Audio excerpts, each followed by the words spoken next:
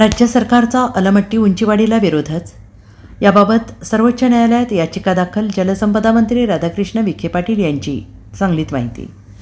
अलमट्टी धरणाच्या उंचीवाढीसंदर्भात सातत्यानं चर्चा सुरू आहे. अलमट्टीमुळे सांगली कोल्हापूर जिल्ह्यांना पुराचा धोका निर्माण होत असल्याबाबत वेगवेगळे अहवाल येत आहेत. मात्र राज्य सरकारचा अलमट्टी उंचीवाढीला विरोध आहे. याबाबत सर्वोच्च न्यायालयात याचिका दाखल केली असल्याची माहिती राज्याचे जलसंपदा मंत्री राधाकृष्ण विखे पाटील यांनी बुधवारी पत्रकार परिषदेत दिली. या दरम्यान जिल्ह्यातील अपूर्ण सिंचन योजनांसाठी 5,000 कोटींची गरज असून याबाबतचा आराखडा तयार करण्याचे आदेश देण्यात आल्याचं त्यांनी म्हटलं आहे. वारणाली येथील जलसंपदा विभागाच्या कामांची आढावा बैठक घेतल्यानंतर जलसंपदा मंत्री विखे पाटील बोलत होते. विखे पाटील म्हणाले, राज्यात नदी प्रदूषणाचा विषय गंभीर आहे. याबाबत महानगरपालिका नगरपालिकांना पाणी दिलं जातं आहे. प्रदूषण टाळण्यासाठी महानगरपालिकेस HTP पंप बसवावे लागतील. ज्या महापालिका कार्यवाही करणार नाहीत त्यांची पाणी कपात करावी लागेल, असा इशारा जलसंपदा मंत्री विखे पाटील यांनी दिला. पूर नियंत्रणासाठी वर्ल्ड बँकेने 3,000 कोटी रुपये देण्याचा निर्णय घेतला आहे. पुराचे पाणी वळवण्याच्या योजनांच्या कामांची निविदा लवकरच काढली जाणार आहे. पुराचे पाणी एका वर्षात नेण्याचा प्रयत्न आहे. पुढील वर्षापासून 55 TMC पाणी वळवलं जाईल आणि त्यामुळे पुरापासून मुक्तता होईल, असा विश्वास जलसंपदा मंत्री विखे पाटील यांनी व्यक्त केला आहे. या जिल्ह्यातील टेंभू, म्हैसाळ, ताकारी, आरफळ, वारणा आणि मोरणा योजनांची अनेक कामे प्रलंबित आहेत. या योजनांसाठी सुमारे 5,000 कोटी रुपयांची गरज आहे.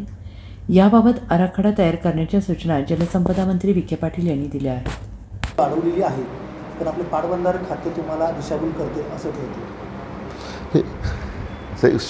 सर्वोच्च न्यायालयामध्ये त्यांनी ॲफिडेविट केलेलं आहे.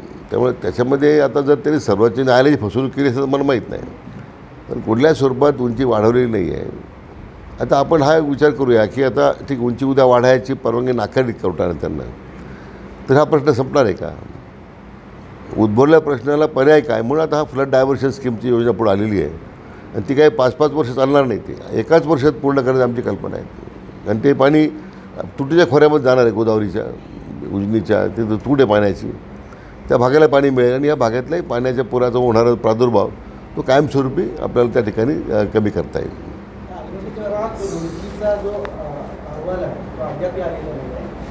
त्या अहवालावर महाराष्ट्र सरकार बोलण्यात येईल असं बोललं जातं. जलसंपदा विभागाची यातली भूमिका नाही, असं आहे की एक इंडिपेंडंट बॉडी असावी. आपण आपल्या वडनेरी समिती आली होती की आणखीन कोण समिती, मग उद्या सर्वोच्च न्यायालयात असं व्हायला नको की हे राज्य सरकारच्या प्रभावाखाली समिती काम करतात.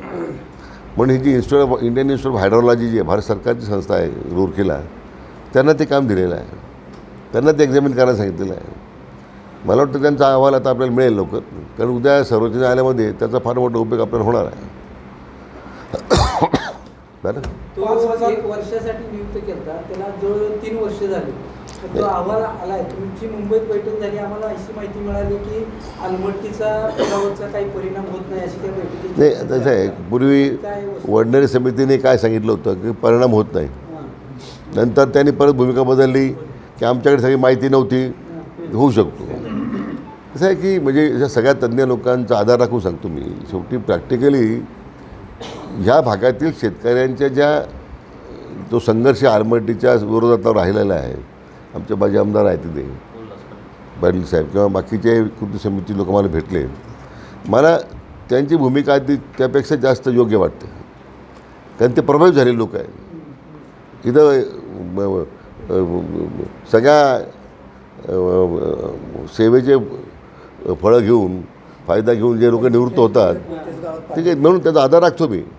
पण असं आहे की आता मी भूमिकाच पूर्ण बदललेली आहे. मी आता मध्यंतरी कृती समिती लोकांशी बोललो आहे.